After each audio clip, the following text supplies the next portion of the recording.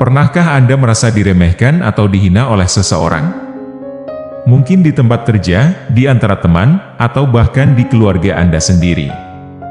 Anda selalu berusaha menjadi yang terbaik, selalu berusaha menyenangkan orang lain, tetapi entah mengapa, justru Anda yang seringkali merasa tertinggal atau dimanfaatkan.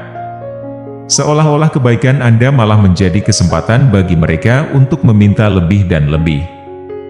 Mungkin Anda bahkan bertanya-tanya, apakah aku terlalu baik hingga menjadi kelemahan? Jika ini terasa familiar, maka video ini untuk Anda. 1. Menetapkan batasan yang jelas.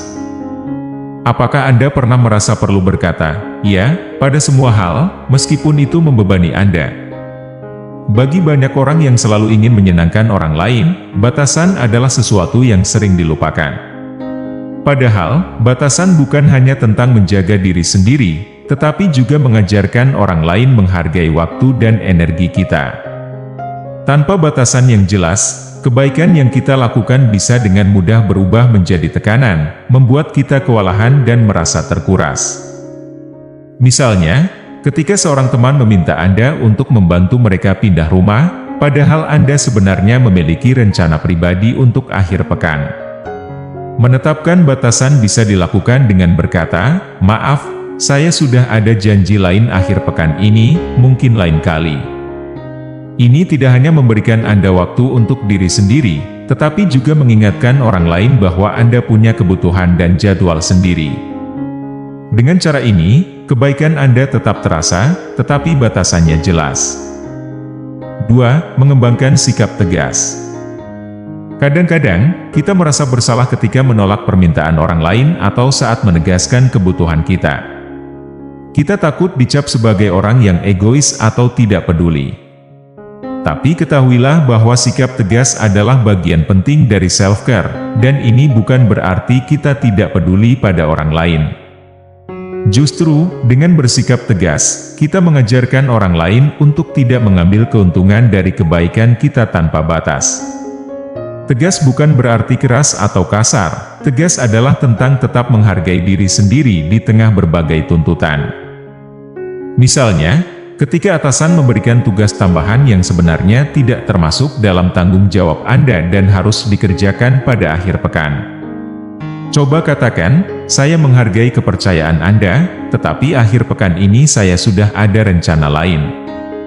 Mungkin kita bisa membicarakan cara lain untuk menyelesaikannya. Dengan begitu, Anda tetap menjaga hubungan baik tanpa mengorbankan waktu pribadi Anda. Di lingkungan keluarga, mungkin ada anggota keluarga yang sering meminta bantuan kecil yang sebenarnya bisa ia lakukan sendiri. Bersikap tegas bukan berarti menolak semua permintaan, tetapi sesekali berani mengatakan, "Sepertinya kali ini lebih baik kamu coba sendiri," untuk mengajarkan kemandirian dan menghargai waktu Anda. 3. Memahami motif orang lain. Kadang, orang meminta bantuan atau mencoba mendapatkan keuntungan dari kebaikan kita bukan karena mereka benar-benar membutuhkan kita, tapi karena kebiasaan atau kecenderungan untuk memanfaatkan orang lain. Memahami motif di balik perilaku orang bisa membantu kita mengambil keputusan lebih bijak dalam merespons mereka. Kita tidak harus selalu bersedia membantu, apalagi jika motif mereka lebih kepada kenyamanan sendiri, tanpa memikirkan dampaknya bagi kita. Misalnya, seorang rekan kerja yang sering meminta bantuan padahal ia sebenarnya mampu melakukan tugasnya sendiri. Cobalah untuk mengamati apakah permintaan bantuan ini karena ia memang tidak bisa atau hanya ingin mengurangi beban kerjanya sendiri. Jika dirasa hanya untuk keuntungan pribadi, cobalah dengan sopan mengatakan, "Kali ini saya rasa Anda sudah cukup mampu untuk menyelesaikannya sendiri." Di lingkungan pertemanan, mungkin Anda sering diminta untuk menjadi tempat curhat, tanpa diberikan ruang untuk berbagi balik. Ketika Anda menyadari bahwa teman hanya datang saat ia butuh sesuatu, Anda bisa membatasi interaksi dengan memberi respon singkat atau mengarahkan pembicaraan agar lebih seimbang, sehingga ia memahami bahwa hubungan yang sehat harus dua arah. 4. Mengembangkan kemandirian emosional. Kemandirian emosional adalah salah satu cara paling efektif untuk menghindari kekecewaan saat kebaikan kita tidak dihargai. Ketika kita tidak menggantungkan perasaan bahagia atau tenang pada orang lain, kita lebih mampu menolak permintaan mereka tanpa merasa bersalah. Kemandirian emosional adalah kemampuan untuk menyadari bahwa kebahagiaan kita tidak bergantung pada penerimaan atau pujian orang lain. Di tempat kerja, jika seseorang berusaha mengkritik keputusan Anda, daripada bereaksi secara emosional, cobalah untuk mendengarkan dengan tenang, dan kemudian putuskan apakah kritik tersebut berguna atau tidak bagi Anda. Dalam pertemanan, jika teman sering mengabaikan atau merendahkan ide Anda, latih diri untuk tidak merasa butuh diterima oleh mereka. Ketika Anda mandiri secara emosional, Anda tidak lagi terpengaruh oleh pengabaian tersebut dan lebih nyaman menjadi diri sendiri. 5. Mengatakan tidak dengan ramah. Salah satu cara untuk menjaga kebaikan kita adalah dengan belajar mengatakan tidak tanpa merasa bersalah. Menolak dengan ramah bukan berarti kita menjadi kasar atau menolak persahabatan. Ini adalah cara untuk menunjukkan batasan yang sehat, menjaga ruang pribadi, dan tetap menghormati diri sendiri. Misalnya, saat teman meminta bantuan padahal Anda sedang sibuk dengan pekerjaan pribadi, Anda bisa mengatakan, "Saya ingin membantu, tapi saat ini ada yang harus saya selesaikan dulu." Di keluarga, jika sering diminta untuk membantu hal-hal kecil saat Anda sedang istirahat, Anda bisa dengan ramah mengatakan, "Bisa tunggu sebentar ya? Saya sedang beristirahat." 6. Menilai seberapa penting permintaan itu untuk diri sendiri. Seringkali, kita merasa harus menyetujui permintaan orang lain tanpa benar-benar mempertimbangkan apakah permintaan itu relevan atau bahkan penting bagi kita. Mengembangkan kebiasaan untuk menilai kepentingan dari setiap permintaan dapat membantu kita fokus pada hal-hal yang benar-benar bermanfaat.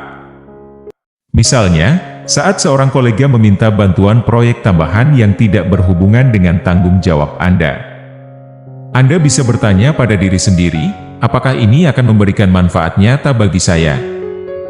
Jika tidak, pertimbangkan untuk menolaknya.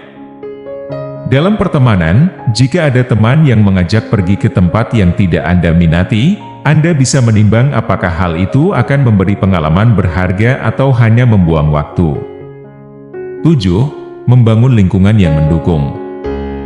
Lingkungan yang mendukung adalah salah satu kunci agar kita tidak terlalu mengandalkan penerimaan dari orang lain.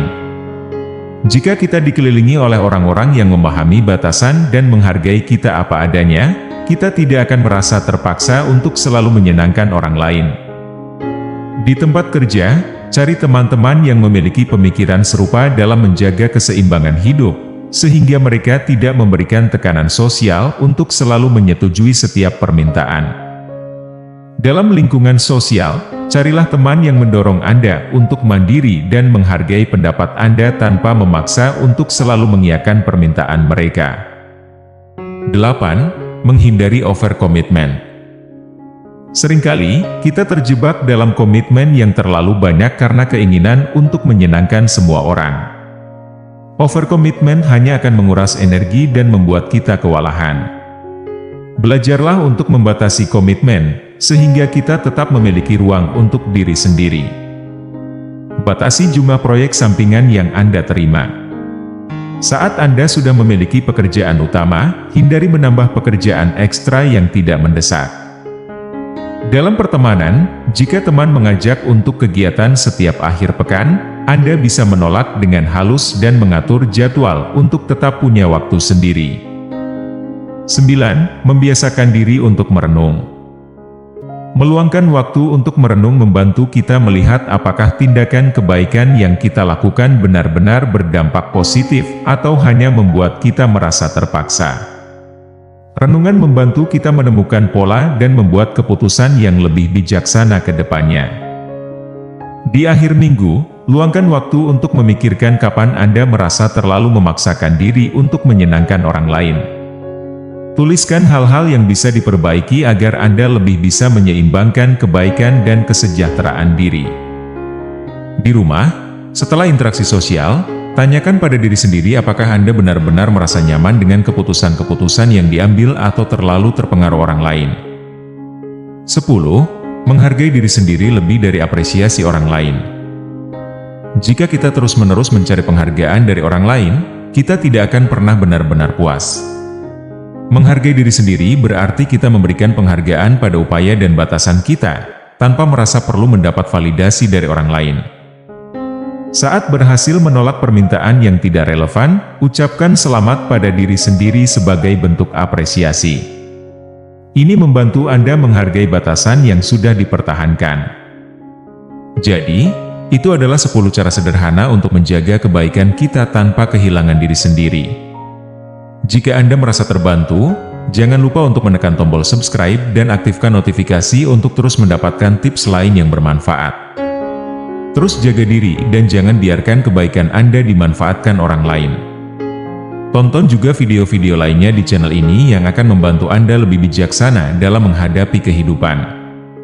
Sampai jumpa di video berikutnya.